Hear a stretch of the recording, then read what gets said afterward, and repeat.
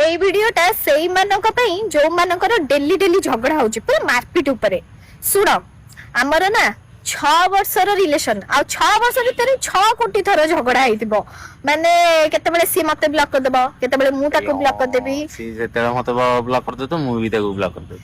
ଆମର ମାନେ ପଡିବନି, ମୁଁ ତାକୁ ରାଗି କହିବି ଭାଇ ତୋ ଭଳିଆ ପିଲା ମତେ ଦରକାର ବ୍ରେକଅପ୍, ଇଏ ବି ମତେ କହିବ ଯା ଯା ଯା ବ୍ରେକଅପ୍। କିନ୍ତୁ ଏଇଟା କି ଆମର ଏବେ ବି ରିସେଣ୍ଟ ଝଗଡା ହେଇଥିଲା। କିନ୍ତୁ କଥା ଏଇଟା କି ଯେତେବେଳେ ମୁଁ ରାଗେ ସିଏ ମତେ ବୁଝେଇ ଦିଏ, ଆଉ ଯେତେବେଳେ ସିଏ ରାଗେ ସେତେବେଳେ ମୁଁ ବୁଝେଇ ଦିଏ। କାହିଁକି ନା ଜଣକୁ ଯାହା ବି ହେଲେ ନ୍ୟୁଟ୍ରାଲ ମାନେ ନଇବାକୁ ହିଁ ପଡିବ।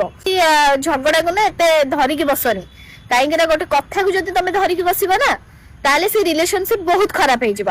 ଆଉ ଯଦି ତମ ପାର୍ଟନର ର ହାତ ଧରିକି ସାରା ଲମ୍ବା ରାସ୍ତା ଚାଲିବାକୁ ଚାହୁଁଛ ନା, ତାହେଲେ ସେ କଥାକୁ ପୁରା ଗୋଲି ମାର।